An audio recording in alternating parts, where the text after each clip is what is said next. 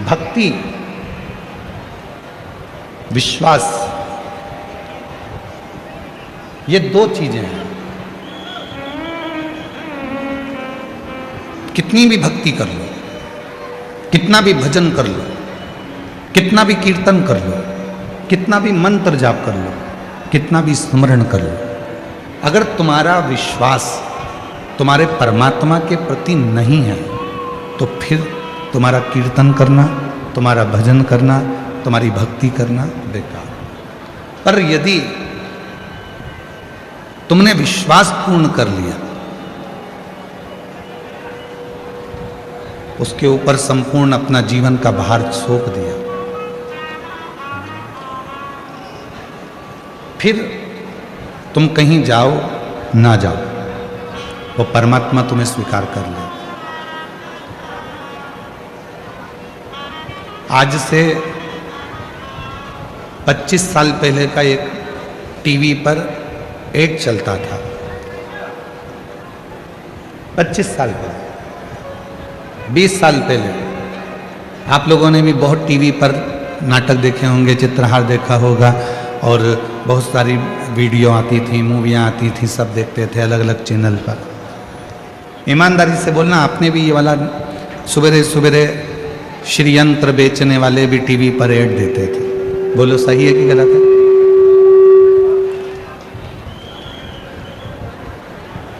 फिर कुबेर यंत्र बेचने वालों ने भी कहा कि हम इस यंत्र को बेचें। फिर हनुमान जी का यंत्र भी बेचने वाले, हम हनुमान जी का यंत्र बेचें। पहले टीवी पर बहुत सारे यंत्र बिकते थे, अलग अलग यंत्र बताए जाते थे। वास्तु शांति का यंत्र है, कुबेर का यंत्र है, लक्ष्मी का यंत्र है, ग्रह दोष निवारण यंत्र है, सारे यंत्र बिकते थे। और उसको लेने के लिए किसी दुकान पर नहीं जाना पड़ता था, आपके यहाँ ऑनलाइन वो यंत्र घर पर आ जाते थे। उसको लेने नहीं जाना है। आपने टीवी पर ऐड देखा, मोबाइल पर, फोन पर बात करी, हमको ये यंत्र चाहिए, और वो यंत्र तुम्हारे यहाँ आ जाता।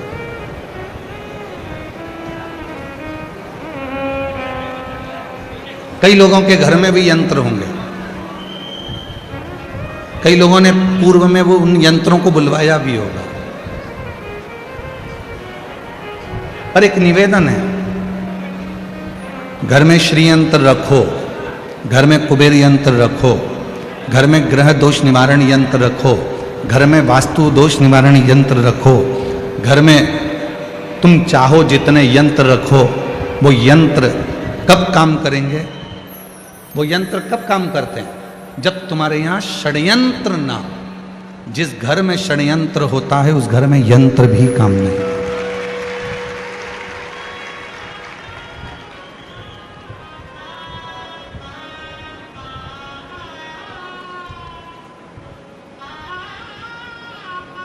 इतना षड्यंत्र घर के अंदर चलता है,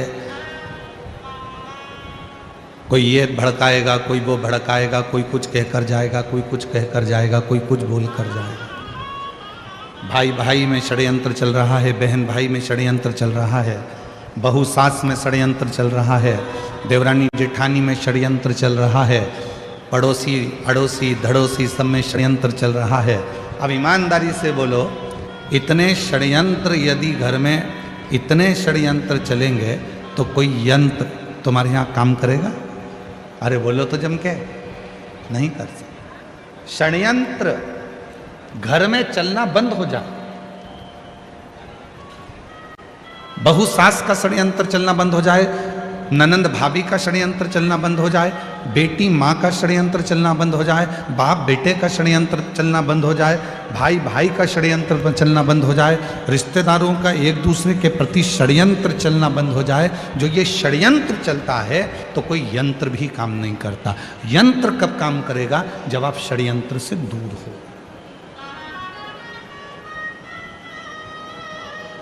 भैया टीवी पर बात करी फोन लगा के, हमारे घर में शांति नहीं है, उसका यंत्र भेज दो।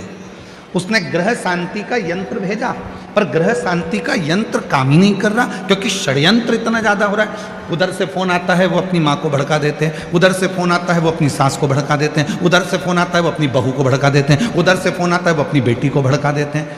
षड्यंत्र इतना चल रहा है कि ग्रह शांति यंत्र भी काम नहीं करता।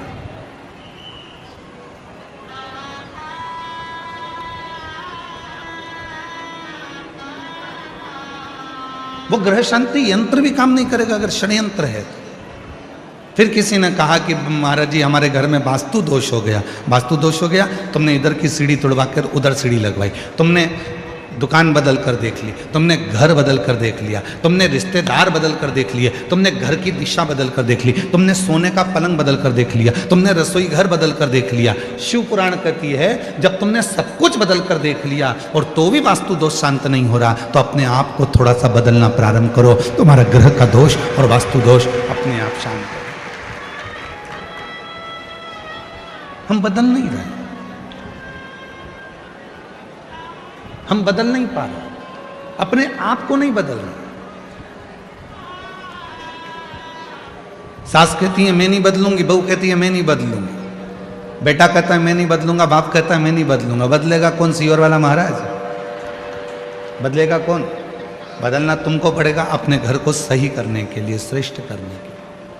अपने घर का सुख देखना चाहते हो तो अपने आप को बदलो, अपने आप।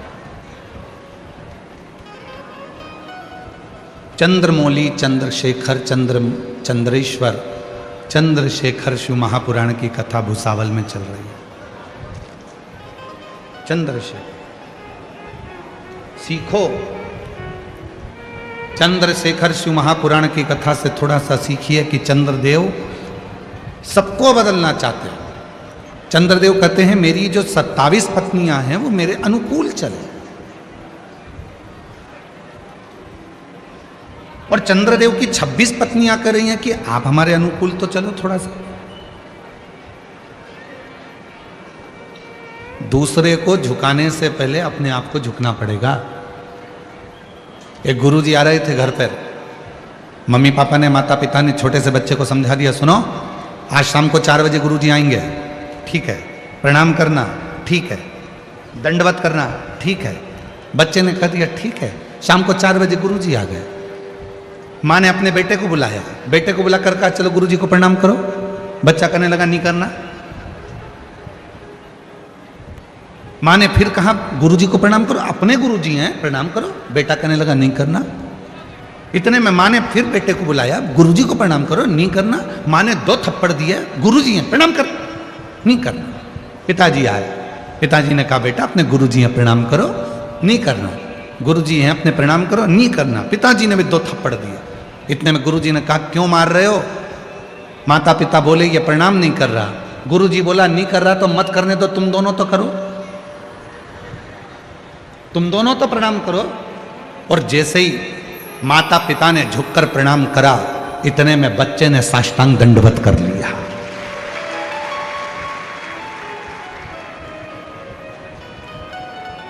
हम सुधरेंगे, युग सुधरेगा। हम बदलेंगे, जम के बोलो, जम के, युग बदलेगा। गायत्री परिवार वाले कहते हैं हम सुधरेंगे, युग सुधरेगा। हम बदलेंगे, युग बदलेगा। कब बदलेगा? जब हम बदलेंगे। कब सुधरेगा? जब हम सुधरेंगे। और हम क्या कर रहे हैं? बहू को सुधारने का प्रयास कर रहे हैं। हम क्या कर रहे हैं? सास को सुधारने का प्रयास कर रहे हैं। हम क्या कर रहे हैं? बेटे को सुधारने का प्रयास कर रहे हैं। हम क्या कर रहे हैं? बाप को सुधारने का प्रयास कर रहे हैं। हम क्या कर रहे हैं? भाई को सुधारने का प्रयास कर रहे हैं। हम क्या कर रहे हैं? बहन को सुधारने का प्रयास कर रहे हैं। सबको सुधारने का प्रयास करा, पहले अपने आप को सुधारा।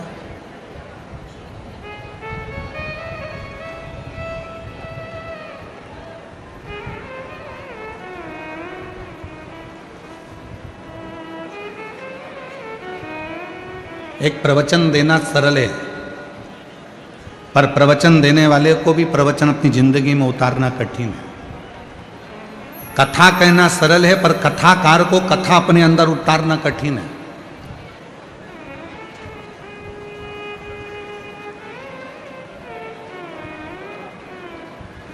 आज के ज़माने में ढेर सारे कथाकार मिल जाएंगे, आपको कथा भी कहते हैं, पर वो कथा अपने जीवन में उतारते कितनी, कितना उतारते?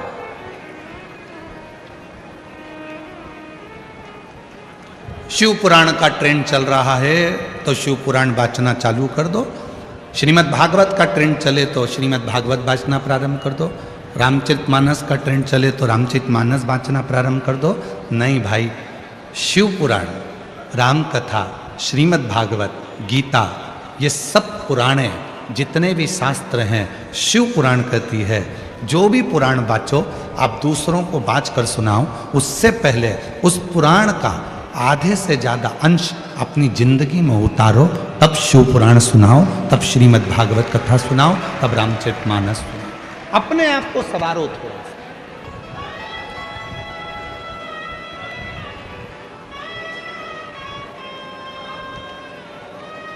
कितना सुंदर प्रसंग है।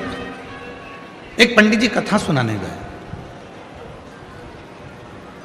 कथा में वो बोल रहे थे कि भव सागर से पार उतरना है तो भगवान शिव का नाम लेना पड़ेगा। नमः शिवाय जपो, श्री शिवाय नमस्तुभ्यं बोलो, ओम नमः शिवाय जपो, पार उतर जाओ। 3 महिलाओं ने बात सुन ली और तीनों महिला सिर पे अपने माखन की मटकी, दूध की मटकी लेकर दूसरे गांव में दूध बेचने जाती थी। बीच में नदी पड़ती थी। तीनों महिला रोज नाव वाले को बुलाती थी, नाव वाले को थोड़ा सा पैसा देती और उस पार उतर कर दूध बेचकर आ जाती। तीनों महिलाओं ने नाव वाले को बुलाया। इतने में एक महिला ने कहा कि अभी गुरुजी के मुख से सुना था, भव सागर से पार उतरना है तो भगवान का नाम लो। जब भगवान का नाम लेकर भव सागर से पार उतर सकते हैं तो फिर ये छोटी सी नदी है, नाव से क्या पार करना। इसलिए नाव वाले से बोल दो नाव वापस ले जाए। आज गुरु जी के कहने से अपन जब भव सागर से पार उतर सकते हैं नाम लेकर, तो फिर इससे भी पार उतर जाएंगे। तीनों महिलाओं ने अपने अपने मटके सिर पर ले लिए और उन्होंने हाथ जोड़कर नमः शिवाय, नमः शिवाय, नमः शिवाय, नमः शिवाय जपती जपती पानी में चली गई। पानी में चलते चलते चलते चलते नमः शिवाय बोलते बोलते बोलते बोलते नदी पार कर ली। नदी पार उतर गई। तीनों ने कहा गजब के गुरुजी हैं, उन्होंने कहा था कि भगवान का नाम लो भवसागर पार उतर जाओगे। अपना तो 1 रुपया नहीं लगा और अपन नदी भी पार उतर गए। अब रोज वो वैसे ही जाना आना करते। एक दिन उन्होंने गुरुजी से कहा, गुरुजी कल कथा समापन होने वाली है, आप हमारे घर भोजन करने चलना। गुरुजी ने कहा ठीक है चल चलेंगे। महिलाओं ने, तीनों ने कथा सुनी, गुरुजी को साथ लिया, तीनों नदी पर पहुंची और नदी पर जाकर तीनों ने गुरुजी से कहा चलो। गुरुजी बोले नाव तो बुलाओ। महिला बोली नहीं नहीं, आपने कहा था भव सागर पार उतरना है तो भगवान का नाम लेना पड़ेगा। जिस दिन से हमने सुना था उस दिन से हमने भगवान का नाम लिया और नदी पैदल चलकर पार उतरते हैं। गुरुजी ने कहा पागल हो गई हो, मूर्ख हो क्या, डूब जाओगी, ऐसा नहीं हो सकता। महिला कहने लगी हम तो चल रहे हैं, तुम तो कथा भाजते हो, तुमको तो विश्वास होना चाहिए, चलो हमारे साथ। और जो महिलाएं नमः शिवाय बोलती बोलती चली, गुरुजी को भी कहा चलो। गुरुजी को जो साथ में लिया, महिलाएं तो पार उतर गई, गुरुजी डुबक डुबक डुबक डुबक पानी में डूबने लगे। महिलाओं ने उनका हाथ पकड़ा, खींचा और लेकर पार उतर गई। गुरुजी ने महिलाओं के चरण पकड़ लिए कि तुमने मेरी वाणी पर, मेरे पुराण पर, मेरी बात पर भरोसा करा, इसलिए तुम पार उतर जाती हो, और मैं बाँचता हूं तो भी भरोसा नहीं कर पाया, इसलिए डूब जाता, इसलिए डूब। एक कथाकार का सबसे बड़ा नियम होना चाहिए, जितनी कथा वो व्यासपीठ से कहते हैं उतनी कथा को अपने ऊपर भी अमल करें। जब अपने ऊपर अमल करेंगे और फिर दूसरे को कहेंगे तो वो कथा असर करती है, वो कथा असर। कथा कब असर करेगी? जब वो अपने ऊपर भी धारण करे, अपने ऊपर। कई लोग कहते हैं वो सीहोर वाला बाबा कथा कहता है, इतने सारे पत्र इकट्ठे होते हैं, लोग कथा सुनने आते हैं, पत्र भी लेकर आते हैं, सबकी मनोकामना पूरी हो जाती है।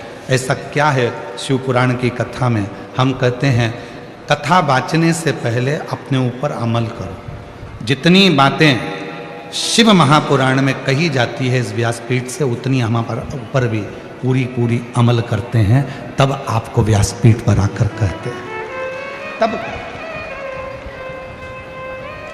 स्वयं अमल करो।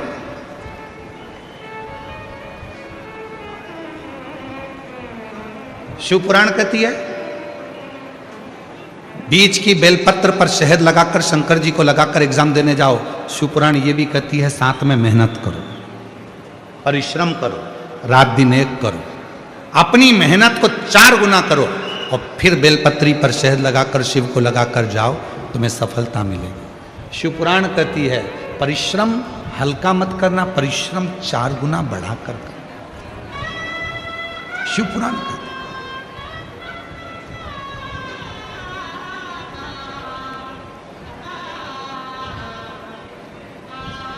मेहनत करी आप लोगों ने यहाँ आने में, पार्किंग में गाड़ी रोक दी, सिर पर बैग रख लिया, लेकर चल दिए पैदल पैदल पैदल पैदल। परिश्रम करा आपने, मेहनत करी आपने, तो आप कथा के पंडाल तक पहुँचे हो। मेहनत नहीं करते तो यहाँ तक पहुँच नहीं पाते, घर पर रहते, अरे भैया इतनी भीड़, अरे भैया ट्रैफिक जाम, हमसे तो नहीं बनेगा, तो फिर नहीं जा पाते।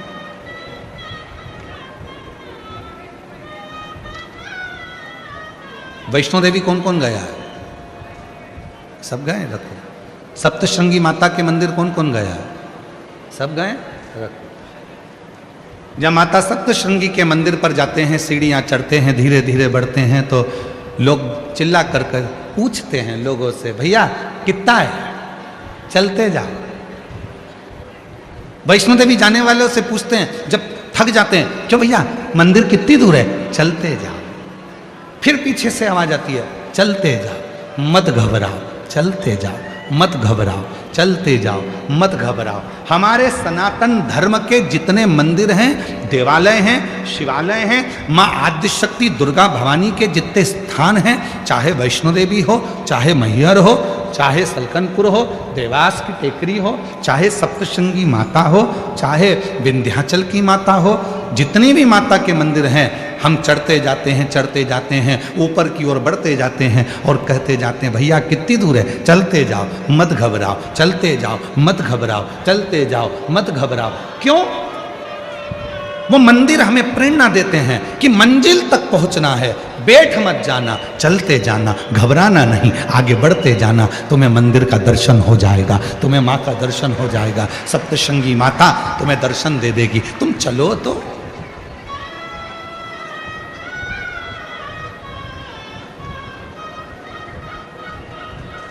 नूतन वर्ष आ रहा है,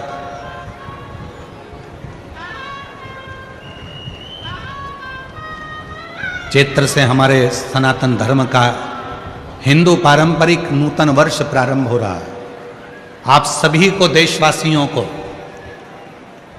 हमारे नूतन संवत्सर की, नूतन वर्ष की संपूर्ण देशवासियों को बहुत बहुत बधाई, गुड़ी पड़वा। नूतन वर्ष आ रहा है। ऐसे वर्ष आते भी रहते हैं, जाते भी रहते हैं, आते रहते हैं, जाते रहते हैं। कितने वर्ष ऐसे निकलते चले जा रहे हैं। हम हमेशा कहते हैं नूतन वर्ष आ रहा है। अपनी नूतन सोच तो लाओ, नूतन विचार तो लाओ, नूतन अपना परिश्रम तो करो, अपनी मेहनत तो करो, अपना परिश्रम अपनी नूतनता के साथ बढ़ो तो।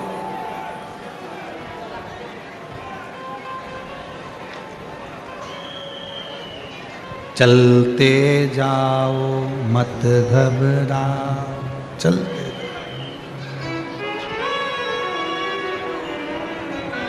चलते जाओ। एक साल में कई मेरी जीजियां बैठी हैं और कई मेरे जीजा बैठे हैं, और कई मेरी बेटियां बैठी हैं, कई मेरे बेटा बैठे हैं, कई बुजुर्ग माँ बाप बैठे हैं। कहने में पीछे नहीं हटूंगा, भले आपको बुरा लग जाए, लग जाए।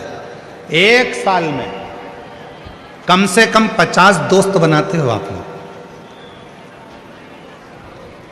हर साल 50 दोस्त बनाते हो। शिव पुराण कहती है 50 दोस्त बनाना सरल है, पर एक दोस्त से 50 साल रिश्ता निभाना कठिन है। हर साल 50 दोस्त बनाते हो, पर शिव पुराण की कथा कहती है कि 50 दोस्त बनाना सरल है, पर एक दोस्त से 50 साल तक रिश्ता निभाना, 50 साल तक दोस्ती निभाना कठिन है, बहुत कठिन। आजकल एक नया काम चालू हो गया, शादी की सालगिरह 25, क्या बोलते हैं उसको, क्या बोलते हैं, सिल्वर जुबली,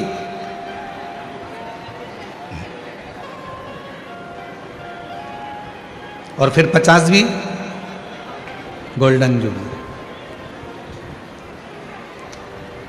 बरमाला पिना रहे हैं एक दूसरे को, घोड़ी पे चढ़ के आ रहे हैं, रिसेप्शन हो रहा है।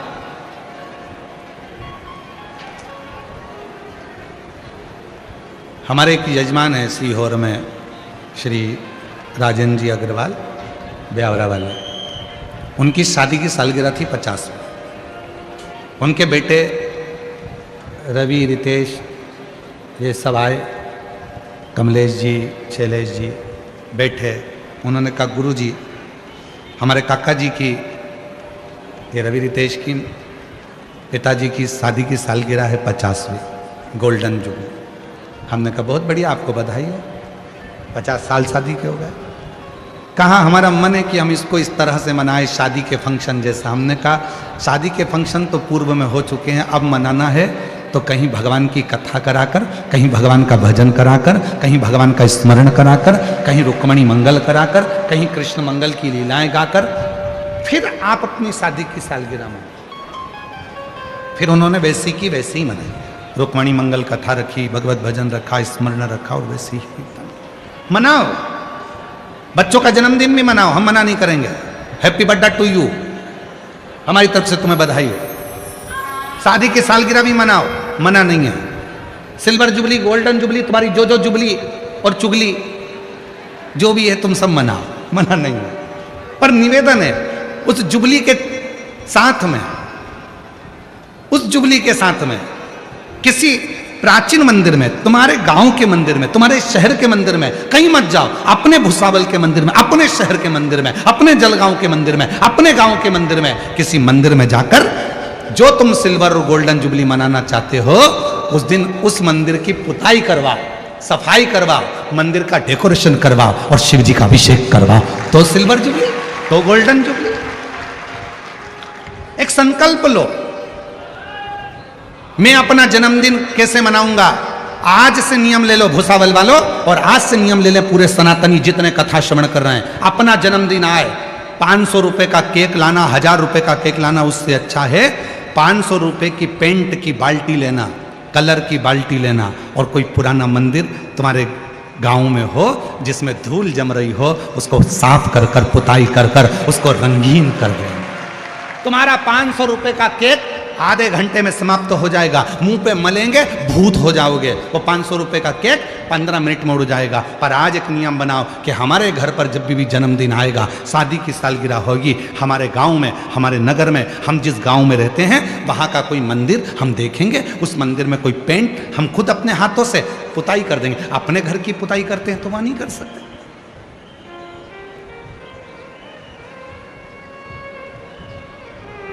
सफाई का भी एक दृष्टा, एक कथा है बहुत अच्छी, देखो।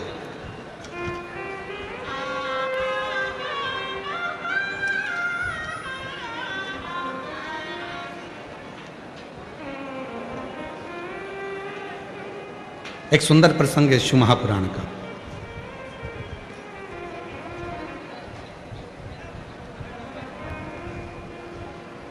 लिंग पुराण में ये वर्णन आता है, बड़े सुंदर प्रसंग को सुनिए। एक गांव में रहने वाला एक व्यक्ति था, लोग उसको प्रेम से शंभू कहते थे। बहुत भोला था, इतना भोला, कोई बता दे ये काम कर लो तो वो काम कर लेता, जो बोलो वो कर लेता। बूढ़ी माँ थी, एक बहन थी,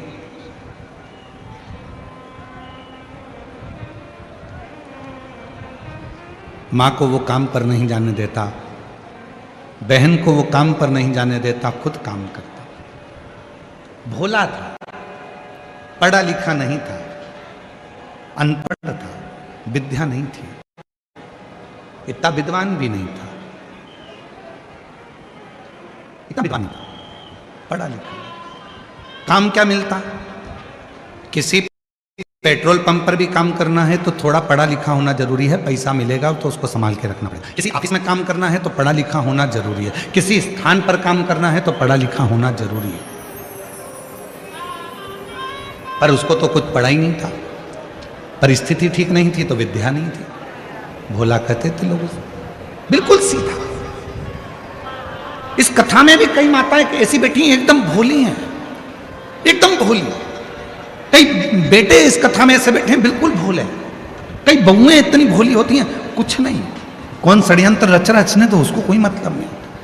कई मेरे बेटे ऐसे बैठे हैं जिनको कोई मतलब नहीं, भोलापन है, कुछ नहीं। और जो भोला होता है ना, उसको बहुत काम बताया जाता है। घर में बूढ़ी माँ थी, बहन थी, किसी को काम पर नहीं भेजता था क्योंकि गलत संगत में ना हो जाए, गलत कार्य ना हो जाए, तो खुद काम करता था। एक सेठ जी के पास गया, सेठ जी से हाथ जोड़कर कहा, बाबा जी। भोला ने हाथ जोड़कर कहा, मुझे काम दे दीजिए। लिंग पुराण का ये सुंदर दृष्टांत है, लिंग पुराण का ये बहुत सुंदर चरित्र है, बहुत सुंदर चरित्र। बाबा जी, हमको थोड़ा सा काम दे दीजिए। काम? हाँ ठीक है। पढ़े लिखे हो? नहीं। कुछ आता है? नहीं। भोजन बना लेते हो? नहीं। कुछ नहीं। नहीं बना पाते? नहीं। कुछ नहीं। तो फिर एक काम करो, तुम हमारे घर में सफाई करना है, तुम्हारे घर में पोछा झाड़ू करना, सफाई। ठीक है, झाड़ू पोछा कर लेंगे, सफाई कर लेंगे। और मैंने तेरे ही भरोसे बाबा, तेरे ही भरोसे हवा बिच उड़ती जागी। बाबा डोर हर तो छड़ी नाम कटी जागी। भोले मेरे शंभु में हवा बिच उड़ती जागी। बाबा डोर हतो छड़ी नाम कटी जागी। बहुत भोला। एक काम करो, तुम हमारे घर की सफाई करो, झाड़ू लगाओ, पोछा लगाओ, हम तुम्हें भोजन देंगे, लेकर तनख्वाह देंगे, लेकर। ठीक, झाड़ू पोछा करना। हर हर झाड़ू कर रहा है, पोछा कर रहा है। एक दिन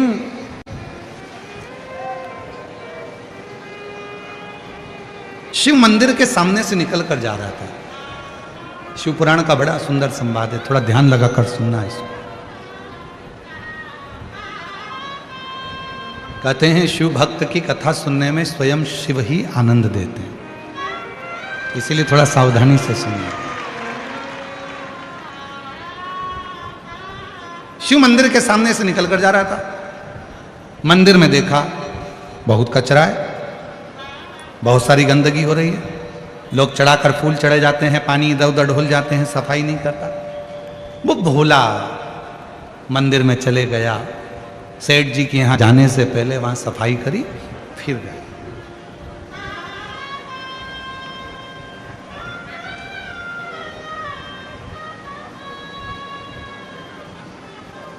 और सफाई का फल बहुत मिलता है।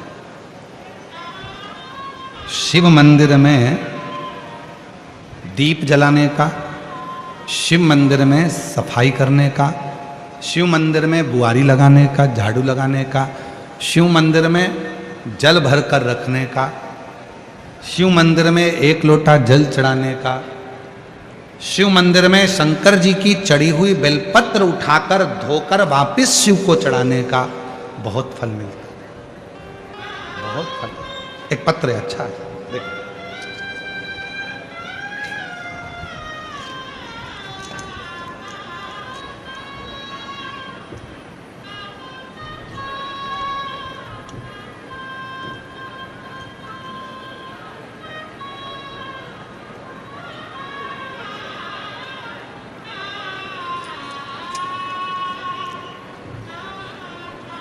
मैं संजय पंडरीनाथ किरोचे, मैं शाहपुर जिला बुरहानपुर का निवासी हूँ।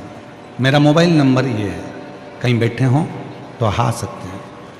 मेरा बेटा रुपेश संजय किरोचे, उसकी तबीयत 26/1/2026 को अचानक से खराब हो गई थी। उसको सावदा ले गए। वहाँ सावदा के डॉक्टरों ने देखा कि फिर डॉक्टर ने संभाजी नगर औरंगाबाद ले जाने को बोला। बाबा, मेरा बेटा 18 दिन तक वेंटिलेटर पर रहा। उसके छाती में एक गठान हो गई थी। बाबा, कथा में जो शिवरात्रि का उपाय बताते हो, मंदिर में सफाई करने का बोलते हो, झाड़ू लगाने का बोलते हो, मैं नहीं जानता था कि झाड़ू लगाने से, पोछा लगाने से, मंदिर में जल चढ़ाने से क्या होता है। जब मेरा बेटा वेंटिलेटर पर पड़ गया, छाती में एक गांठ हो गई, डॉक्टर के हिसाब से वेंटिलेटर से उतरना कठिन था, पर केवल आपके प्रवचन में सुना था कि मंदिर की सफाई कर दो, झाड़ू लगा दो, तो हमारी जिंदगी की बहुत सारी उलझनें साफ हो जाती हैं। मुझे नहीं मालूम। रात्रि के 12 बज रहे थे। हॉस्पिटल के साइड में एक मंदिर था। उस मंदिर में बहुत सारा कचरा था। मैंने सब कचरे को अपने गमछे में, गमछा मतलब एक कंधे पर रखने वाला अंगोछा, उसमें रख लिया। सारा कचरा उठाकर ले जाकर मैंने एक कोने में डाल दिया। जितने दिन तक बेटा वेंटिलेटर पर था, उतने दिन, 3 दिन तक लगातार मैं यही करता रहा। चौथे दिन डॉक्टर ने कहा, तुम्हारे बेटे के जो हार्ट में गठान थी फेफड़ों में, वो गल चुकी है और अब तुम्हारा बेटा पूरा ठीक हो चुका। डॉक्टर अपना काम कर रहे थे, तुम अपना काम कर रहे थे। एक पत्र और देखो, बड़ा सुंदर है।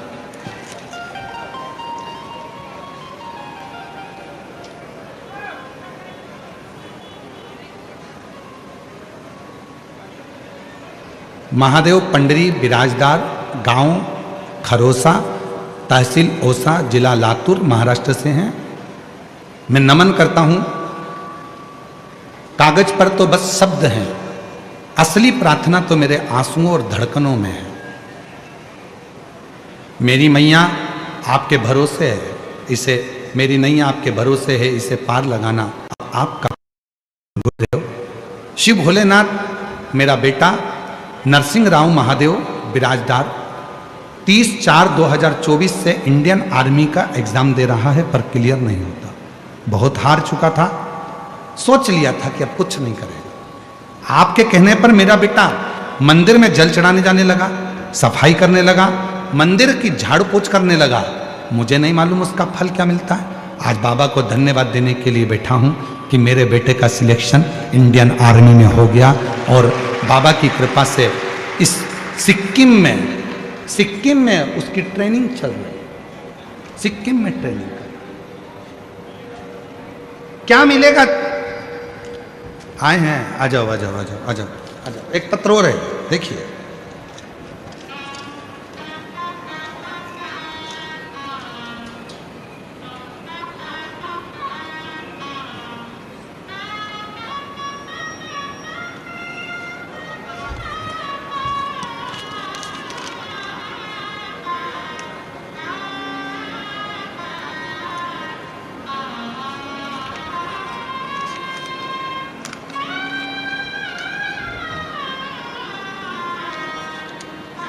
मैं राधा रमेश सानप, मेरा मोबाइल नंबर ये है। मैं जलगांव की निवासी हूँ। 2020 से मुझे 4th स्टेज का ब्रेन कैंसर हुआ। स्टेज देखिएगा कौन सा है ब्रेन कैंसर का, 4था। आप ही हैं, आ जाओ, आ जाइए, आ जाओ। 4th स्टेज का कैंसर 2020 में हुआ। डॉक्टर ने कह दिया कि अंतिम समय है, ले जाओ। ब्रेन का कैंसर बहुत कठिन, ठीक हो नहीं सकते। नासिक के अस्पताल में ले गए, वहाँ डॉक्टरों को दिखाया, इलाज करवाया, पर डॉक्टर ने कह दिया मुश्किल है, उम्मीद बहुत कम है, उम्मीद बहुत कम है, ये ले जाओ। तब मेरी देवरानी ने बताया कि सीहोर वाला बाबा कथा सुनाता है, कथा सुनने में बड़ी बड़ी बीमारी भी ठीक हो जाती है। सीहोर वाला बाबा कथा कहता है और कथा सुनने में बड़ी बड़ी बीमारी ठीक हो जाती है। गुरुदेव, मैंने कथा सुनी, हर रोज मंदिर में जाके 1 लोटा जल चढ़ाती रही, दवाएं अपना काम करती हैं और आप कहते हो दुआ अपना काम करती है। बाबा, डॉक्टर ने तो 15 दिन दिए थे, आज मैं 2020 से अभी तक कैंसर को हराकर शिव की भक्ति करती हूँ, कैंसर को हराकर शिव की भक्ति करती हूँ। ऐसा चमत्कार, अटूट विश्वास किसी ने मेरे गांव के लोगों ने नहीं देखा, जो मुझे देखकर कहते हैं कि गजब, शिव के जल का इतना महत्व है, शिव की पूजन का इतना महत्व। एक पत्र और है, मेरा नाम वैशाली नारायण गवली, मैं जामनेर तालुका में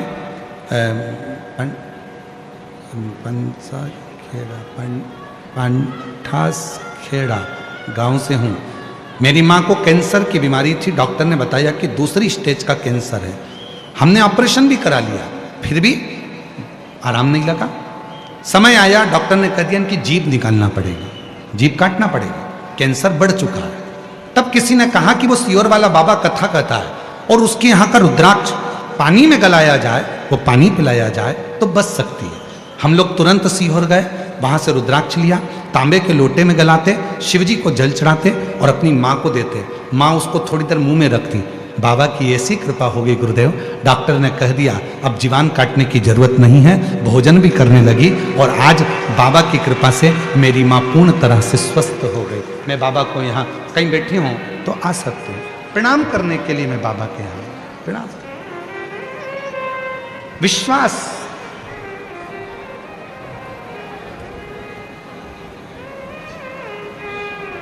जो जैसी भावना, बोलो बोलो, आप भी बोलो, सब बोलो, जितने बैठे हो, बाहर बैठे, अंदर बैठे, जहां बैठे, छाता लगाकर बैठे, दुकानों में बैठे, चाहे गाड़ियों में बैठे, सब बोलो, जो जैसी भावना वो वैसा ही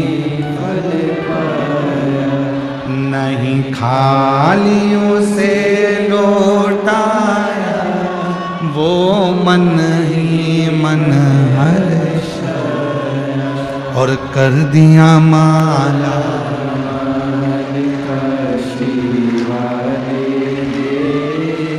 लुटा दिया।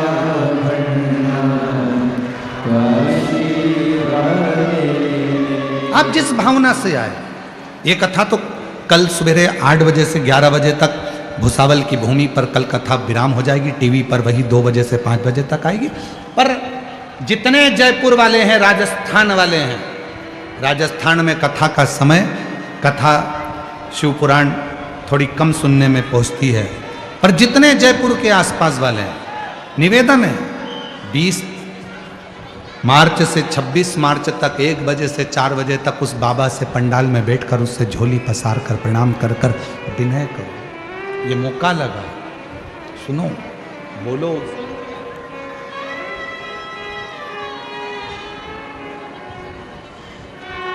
किससे? ऐसे दयालु नाथ से रिश्ता बनाए, ऐसे दयालु नाथ से रिश्ता बनाए। कैंसर से जीती है, एक बार जोरदार ताली बजाओ। 4th स्टेज से 2020 से लड़ रही है और शिव का पहुंच गई सीहोर कुबरेश्वर धाम और वहां का रुद्राक्ष लेकर आ गई। उसी रुद्राक्ष का जल शिव जी को चढ़ाकर पीना चालू कर दिया, मुख में रख लेती और 4th स्टेज के कैंसर को हराकर बाबा की प्रार्थना। शिव तत्व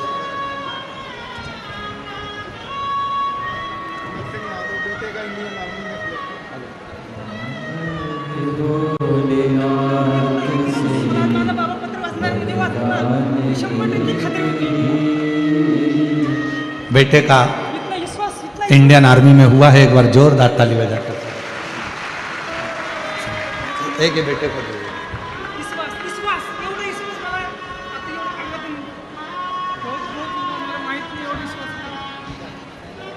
कह रहे हैं विश्वास इतना हो गया बेटे को कि बाबा है, और जो कथा सुनता है बाबा उसकी झोली भरता है, ये निश्चित।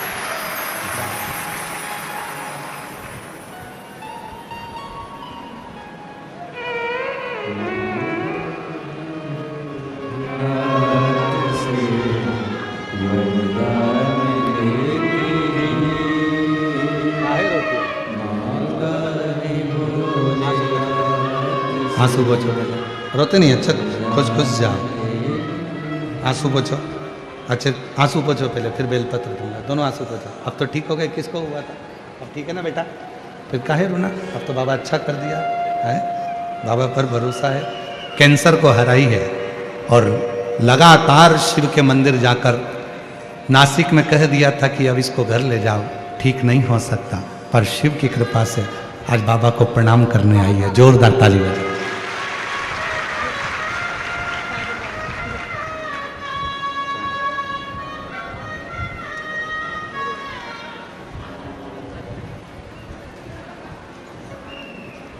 महादेव नमन चरणों में स्वीकार कीजिए, सबका किया है मेरा भी उद्धार कीजिए, उद्धार कीजिए।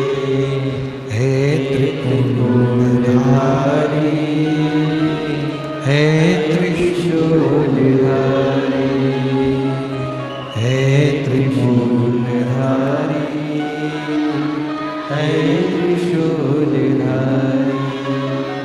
चरणों में तेरे बाबा जी पावन है चारों धाम, चरणों में तेरे बाबा जी पावन है चारों धाम।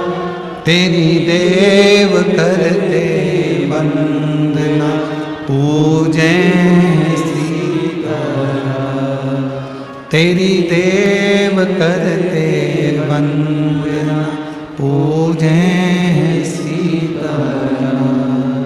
हो जाए पूरी कामना, हो जाए पूरी कामना, उपकार कीजिए, सबका किया है मेरा भी उद्धार कीजिए, उद्धार कीजिए। हे त्रिपुरधारी, हे त्रिशूलधारी। शिव से प्रार्थना करें, भोला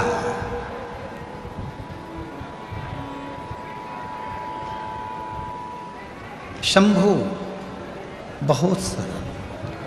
उसने देखा कि मंदिर में बहुत कचरा है, मंदिर में बहुत सारा थोड़ा गंदा हो रहा है, उसने सफाई कर गया, फिर अपने सेठ जी के यहाँ सफाई करने। रोज मंदिर जाता, मंदिर में सफाई करता, फिर सेठ जी के यहाँ, मंदिर में जाता, फिर सेठ जी के यहाँ। अब तो एक समय ऐसा आ गया कि मंदिर में समय ज़्यादा लगने लगा और सेठ जी के यहाँ समय कम दिखने लगा। क्रोध आ गया सेठ जी को, गुस्से में लाल हो गया सेठ। लिंग पुराण की कथा कर रही है, शिव महापुराण की कथा कर रही है। सेठ जी ने हाथ पकड़ा, उसको घर से बाहर निकाल दिया। भूखा मरता है, मेरे घर से तेरा घर चलता है, तनख्वाह देता हूं तेरे को, रोटी देता हूं तेरे को, जब भूखा मरेगा तो मालूम पड़ेगा। कहां समय पास करता है। शंभू के मुख से निकल गया, भोला के मुख से निकल गया। सेठ जी, जब आपके दरवाजे पर आता हूं उसके पहले मंदिर पड़ता है शिव जी का। थोड़ा कचरा दिखता है तो सुबह सुबह मैं वहां पर झाड़ू पोछा कर आ जाता हूं। झाड़ू पोछा तो मैं आपके यहां भी करता हूं तो वहां भी कर देता हूं।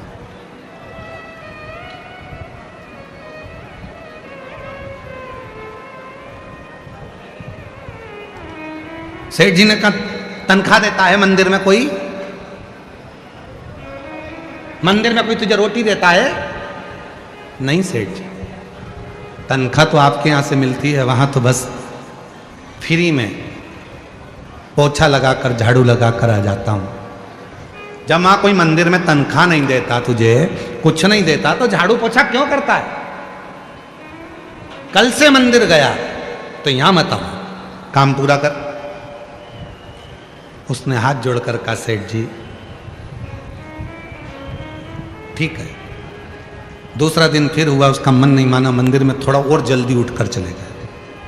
अब सेठ जी का भी काम करता है, वहां का भी काम करता है। एक दिन सेठ जी ने देख लिया मंदिर जाना नहीं छोड़ा, चले जाता है, मक्कारी करता है मेरे यहाँ को। और सेठ जी ने धक्के मारकर निकाल दिया। शंभू भोला आज घर पर गया, भूखी थी माँ बहन, आज कुछ लाए नहीं? शंभू नहीं। भोला कुछ लाया नहीं? नहीं। क्यों? सेठ जी ने काम से निकाल दिया। क्यों? मंदिर जाता था, झाड़ू पोछा कर देता था, फिर सेठ जी के यहाँ चले जाता था, सेठ जी को अच्छा लगा। अब क्या करेगा? भोला के मुख से निकल गया सेठ जी के यहाँ करता था तो सेठ जी तनख्वाह देते थे, शंकर जी के यहाँ करता हूं तो शंकर जी तनख्वाह देंगे। तनख्वाह शिव देगा, तनख्वाह और कोई नहीं देगा, मेरा शिव देगा। तुम्हें लगता है कि हम किसी दुकान पर काम करते हैं तो वो हमको तनख्वाह देता होगा, पर जो भगवान शंकर के मंदिर में एक लोटा जल चढ़ाना प्रारंभ कर देता है, जो श्री शिवाय नमस्तुभ्यम बोलना प्रारंभ कर देता है, जिसके दरवाजे पर श्री शिवाय नमस्तुभ्यम लिखा होता है, उसकी तनख्वाह स्वयं महादेव देना प्रारंभ कर देते हैं। शिव देते हैं। लग गया शंभू। जब से तेरा गुलाम हो गया,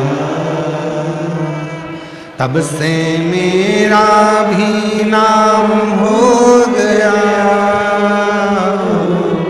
जब से तेरा गुलाम हो गया, तब से मेरा भी नाम हो गया। वरना औकात क्या थी मेरी, सबसे बढ़िया है सबसे बड़ी भोले बाबा तेरी नौकरी,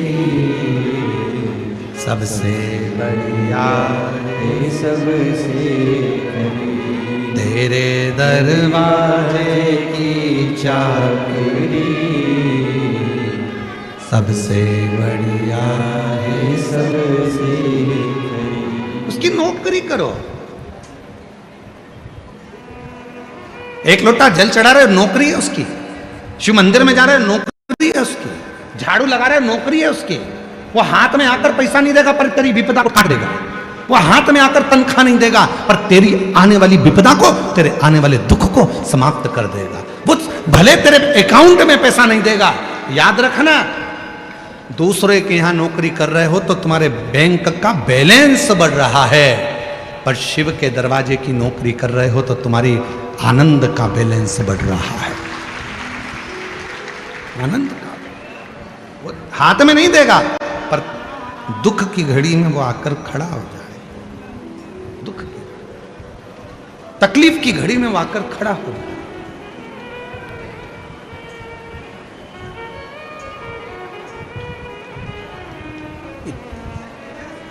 और वो तकलीफ की घड़ी में जब वो आता है, दुख की घड़ी में जब वो आता है, ये इतने जो पत्र हैं, आप पत्रों का ढेर देखोगे तो इतना, हर कथा में पत्रों का ढेर लगता। आप देखो पत्रों का ढेर, देखिए देखिए, ये तो आज के पत्र हैं, इसलिए हम इसको इधर रख लेते। पत्र दो जरा। और बहुत सारे पत्र तो हम पढ़ ही नहीं पाते। पत्र लाइए।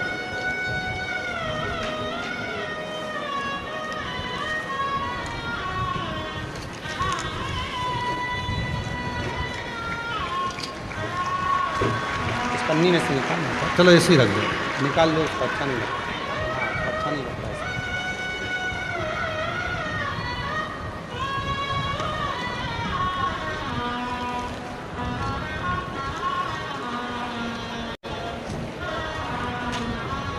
तो कोई एक जन ही खड़े पकड़ के, एक जन यहीं खड़े रहे पकड़ के।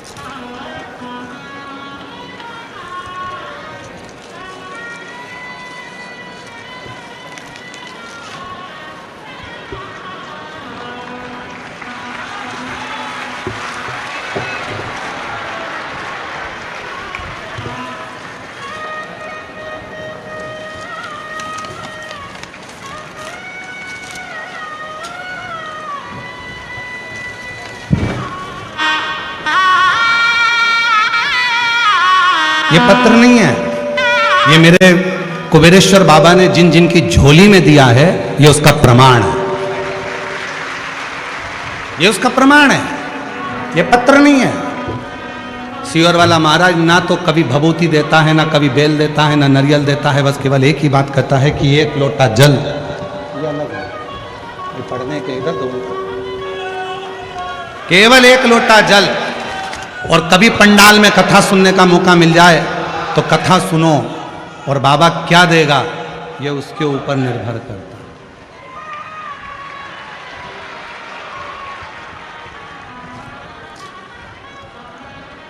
ये पत्र है, और ये पत्र नहीं, ये विश्वास है शिव का, शिव भक्तों का। और आज भी इस भुसावल की पवित्र धरा पर कहकर जा रहे हैं, अगर दिल से कथा सुनी है तो 3 महीने में पत्र व्यासपीठ पर तुम्हारा भी आए। ये पत्र है।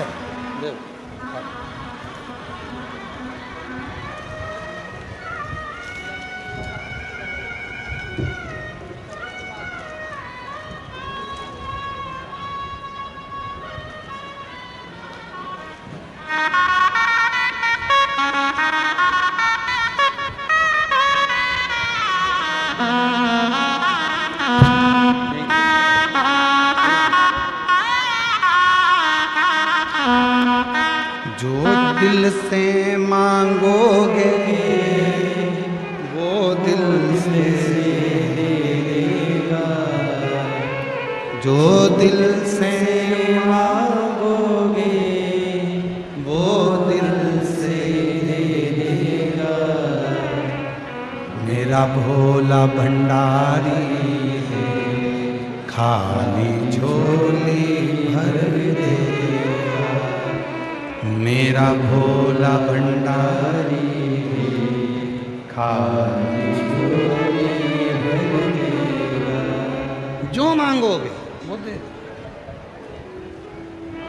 मस्तक पे चंदा है उजियारा कर देगा। मस्तक पे चंदा है उजियारा कर देगा। मेरा भोला भंडारी खाली झोली भर देगा। मेरा भोला भंडारी खाली झोली भर देगा। आप दिल से उससे कहकर जाना, दिल से उसको बोल कर जाना। जो कामना लेकर आए हो, धूप में बैठे हो, उससे एक आस लगाकर बैठे हो। सुनेगा, धारण करेगा, देगा। विश्वास, भरोसा, इतना भरोसा करना मेरे देवाधिदेव महादेव पर, इतना विश्वास करना, ये जानकर विश्वास करना कि मेरी एक एक श्वास पर उसका अधिकार है। एक एक श्वास उसका अधिकार, किसी दूसरे का नहीं। एक एक श्वास पर मेरे शिव का अधिकार। पूर्ण भरोसा करिए। दिल से बाबा को अपने मन का भाव करें, प्रार्थना करिए, निवेदन करिए, विनय करिए। साथ में बोलिएगा, प्रार्थना करिएगा। सभी लोग साथ में बाबा को अपने मन का भाव करें, हृदय से प्रार्थना करिएगा। सभी लोग साथ में बोलिएगा।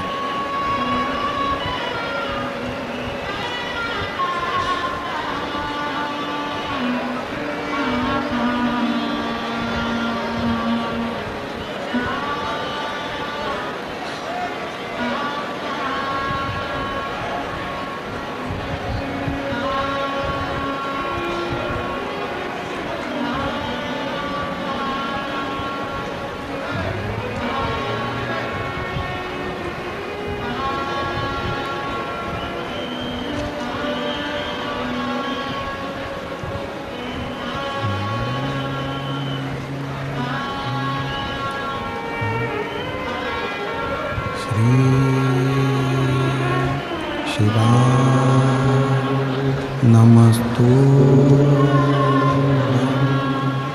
श्री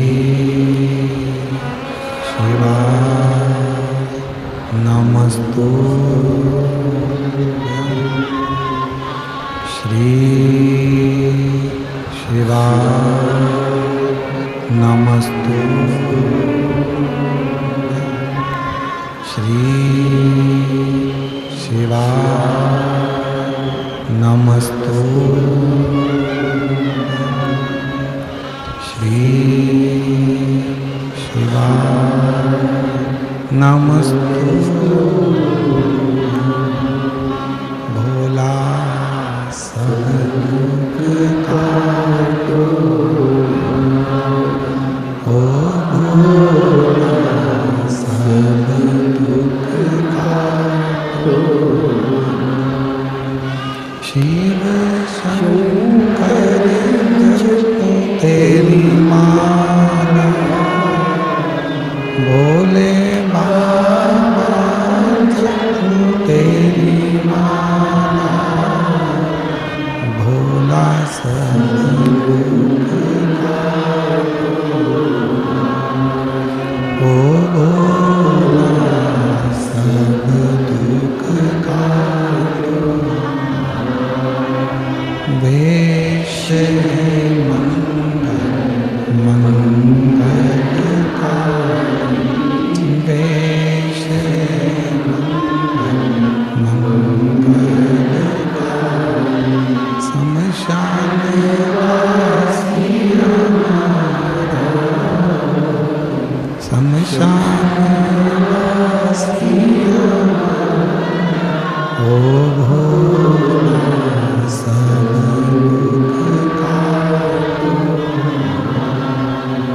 ओ भोला सब दुख काटो।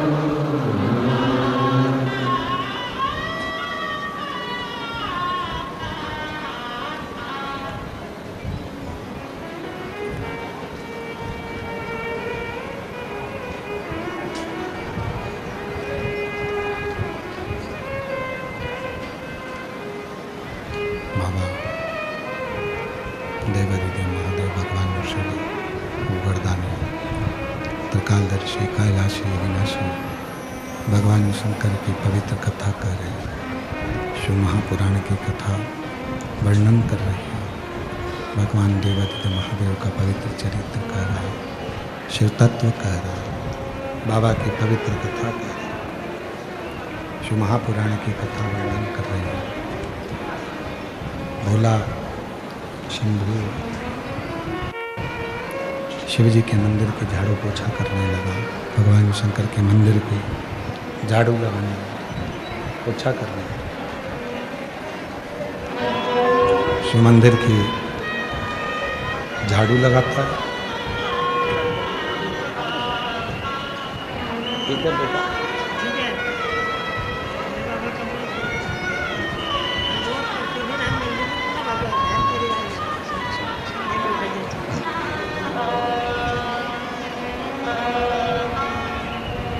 भोला इतना भोला है, शिव मंदिर में जाता है, भगवान शंकर के मंदिर में नित्य झाड़ू, नित्य पोछा, नित्य सेवा रोज करता प्रति। ऐसा कोई पल, ऐसी कोई घड़ी, ऐसा कोई क्षण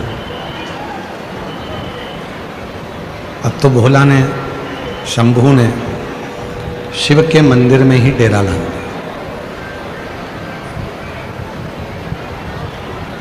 बहन एक दिन पूछी अपने भाई से, भैया तू काम क्या करता है? तो भाई ने कहा कि सेठ जी के यहाँ से तो मुझे निकाल दिया गया है, अब मैं सेठ के यहाँ तो काम नहीं करता, पर शिव जी के मंदिर में जाता हूँ, भगवान देवादिदेव महादेव के मंदिर में जाकर, भगवान शंकर के मंदिर में जाकर उनकी झाड़ू पोछा करता हूँ। शिव के मंदिर में जाता हूँ, वहीं पर जाकर कुछ सेवा करता हूँ। तो अब भोजन कौन देगा? पेट कौन भरेगा? कौन हमको खाने को देगा? कौन हमको तनख्वाह देगा? कौन हमको अन्न देगा? कौन देगा? भोला के मुख से निकल गया, जिसने जन्म दिया है उसने सारी व्यवस्था कर कर हमको यहां रखा है, सारी व्यवस्था।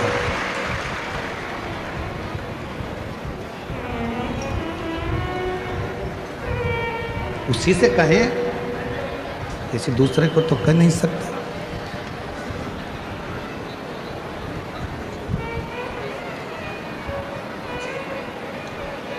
मेरा तू ही तो हमदर्द है, जिसे हर दर्द कहता हूँ। मेरा तू ही तो हमदर्द है, जिसे हर दर्द कहता हूँ। दुनिया के आगे चुपचाप, दुनिया के आगे प्रभु चुपचाप मेरा तू ही तो हमदर्द, जिसे हर दर्द कहता शंभू। तू ही तो हमदर्द, जिसे हर दर्द। किससे कहें हम? उससे ना कहें, जब परमात्मा के सामने जाकर कहेंगे। दुनिया के लोगों को लगता है कि शिवजी को एक लोटा जल चढ़ाना, मंदिर जाना,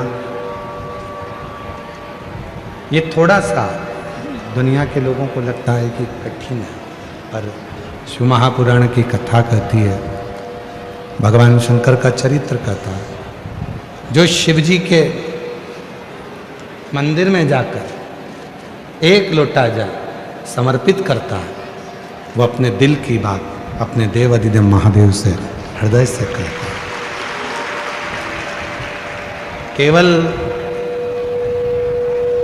जल जल नहीं है, एक लोटा जल सारी समस्या का हल है। केवल जल नहीं है, ये तुम्हारा कल बदलेगा।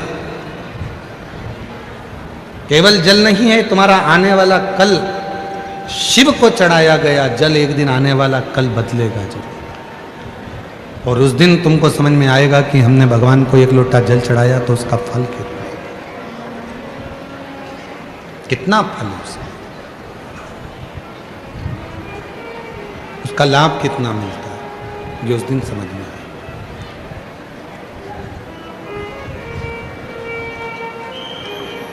भोला शिव जी के मंदिर में सफाई करता है, झाड़ू लगाता है, सेवा करता है। ये शिव के मंदिर में लगा है, और जो बात हमने पहले कथा में कही आज फिर कह रहे हैं, तुम भोलेनाथ जी का एक लोटा जल संभाल लो, वो तुम्हारा घर संभाल लेगा।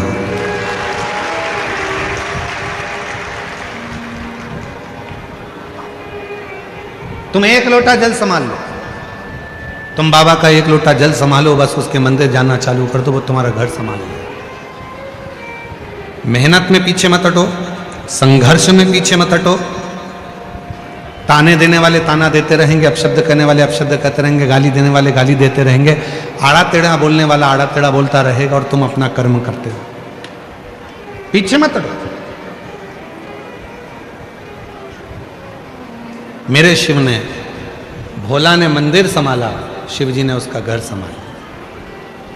4 दिन के भूखे थे माँ और बहन।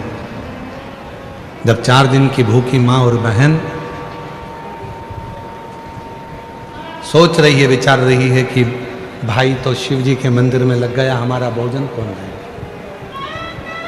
और प्रभु आपकी कृपा से सब काम हो रहा है, भोले आपकी कृपा से सब काम हो रहा है, करते हो भोले बाबा मेरा नाम हो रहा है, करते हो भोले बाबा मेरा नाम हो रहा है, भोले आपकी कृपा से सब काम हो रहा। आपको लगता है आप कर रहे हो, तुम एक लोटा जल चढ़ाना प्रारंभ करो, श्री शिवाय नमस्तुभ्यम बोलना प्रारंभ करो, शिव के मंदिर जाना चालू करो, शिव पुराण की कथा श्रवण करना प्रारंभ करो, बाकी की व्यवस्था वो करेगा। मेहनत करो, परिश्रम करो, फिर उसके हाथ में छोड़ो।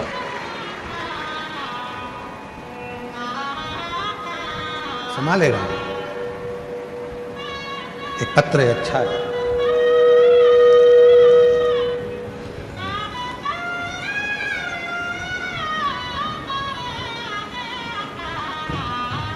मैं सो मालती बाई सुतार, रसलपुर तहसील रावेर जिला जलगांव, मेरा मोबाइल नंबर ये है। गुरुजी एक लोटा जल सारी समस्या का हल। जिनके पत्र पढ़े जाते हैं अगर वो बैठे हों तो हाथ हिला सकते हैं या आ सकते हैं। मैं सो मालती बाई सुतार, रसलपुर तहसील सावेर जिला जलगांव, मेरा मोबाइल नंबर ये है। आप कहते हैं एक लोटा जल सारी समस्या का हल। मेरी बेटी कुंवारी दीपाली सुतार 2021 से सरकारी नौकरी की तैयारी कर रही थी, लेकिन कुछ भी अंकों से उसका रिजल्ट रुक जाता था। फिर मेरी बहन ने कहा सीहोर वाले बाबा की कथा टीवी पर आती है तो सुना कर, और जो उपाय बताते हैं वो करा कर। फिर हमने कथा सुननी चालू की और मेरी बेटी ने पूरी श्रद्धा के साथ पशुपति व्रत किया और एक लोटा जल नियम से शुरू किया। बेटी आपके कहे अनुसार बाबा पर अटूट विश्वास रखने लगी, मेहनत करने लगी। आप कहते हो कि अपनी मेहनत को 4 गुना करो। मेरी बेटी ने कह दिया अब सीहोर वाला बाबा बोला है तो इतना पढ़ूंगी और इतनी मेहनत करूंगी कि रिजल्ट अच्छा आएगा। और मेरी आर्थिक स्थिति भी ऐसी नहीं थी कि मैं उसे आगे पढ़ा सकूं, और हमारी कई पीढ़ियों में किसी को भी गवर्नमेंट जॉब नहीं थी। पर भोले बाबा की ऐसी कृपा हो गई कि 26/7/2024 को पटवारी के पद पर मेरी बेटी का सिलेक्शन हो गया। आज मैं बाबा को यहाँ धन्यवाद देने के लिए आई हूँ। मेरी बेटी पटवारी बन गई। अगला पत्र है, मेरा नाम सो जनाबाई जयराम कुम्हार, मैं उत्तरायण तहसील एरोंडोल जिला जलगांव की रहने वाली हूँ। मेरा मोबाइल नंबर ये है। बाबा मेरा बेटा सरकारी नौकरी के लिए बहुत प्रयास करता था। मुझे मालूम पड़ा कि सीहोर वाला बाबा महाराज कथा करता है और वो कथा सुनने से मन की इच्छा पूरी होती है।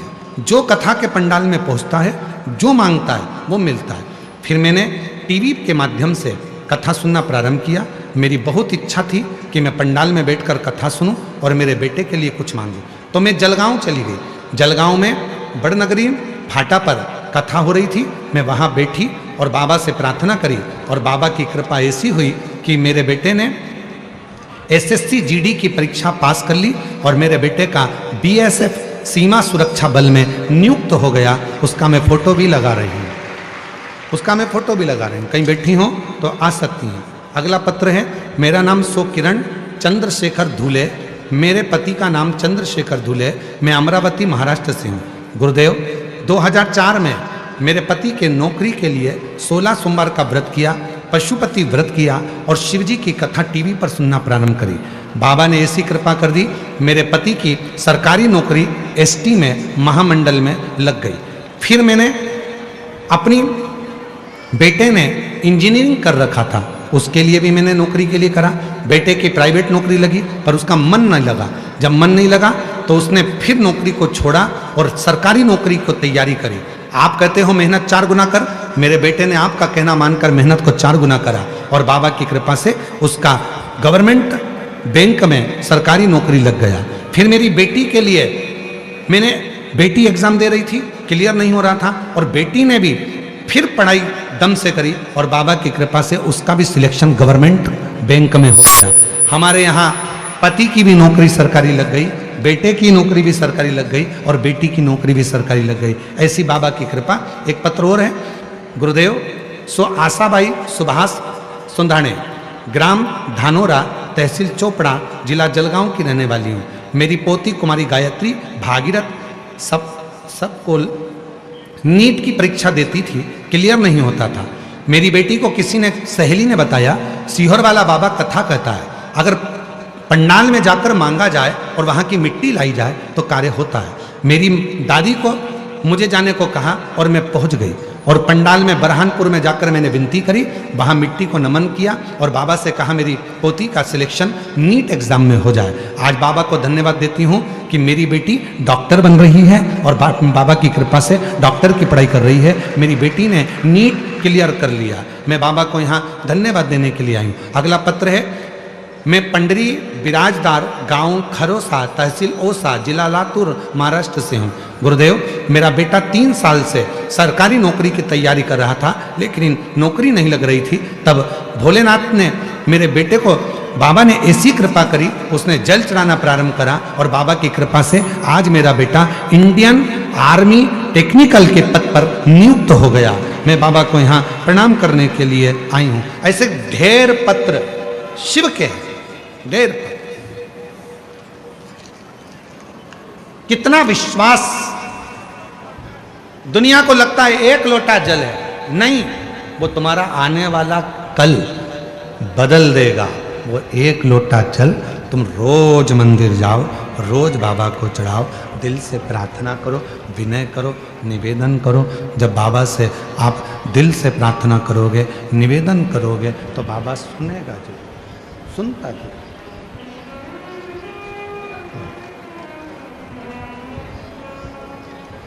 सुनेगा जरूर। मेरा तू ही तो हमदर्द है, जिसे हर दर्द कहता हूँ। मेरा तू ही तो हमदर्द है, जिसे हर दर्द कहता हूँ। भोला शिव के मंदिर को संभाल रहा है, शंकर भगवान के मंदिर में सेवा कर रहा है, चाकरी कर रहा है। शिव के मंदिर में सेवा में लगा हुआ, चाकरी में लगा हुआ, और उसका घर देवादिदेव महादेव, उसका घर भगवान शिव संभाल रहा है। आप उसके आश्रित तो हो।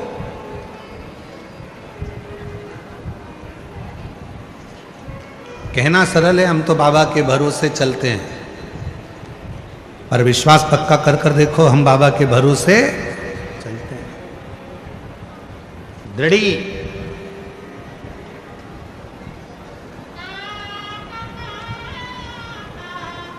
पूर्ण भरोसा।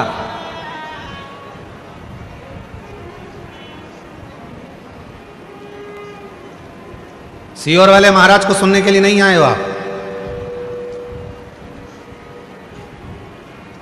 आप उस देव अधिदेव महादेव से बात करने के लिए आए। सियोर वाले महाराज को सुनने के लिए तो तुम टीवी के सामने भी बैठ सकते हो, पर पंडाल में यदि आए हो तो अपने बाप से, अपने पिता से, अपने दिल की बात कहने के लिए आए हो, अपने मन की बात कहने के लिए, अपने बाप से शंभू, अपने बाप से, अपने पिता से मन की बात कहने के लिए, हृदय की बात करने के लिए, अपने बाबा से अपने मन की बात करने के लिए।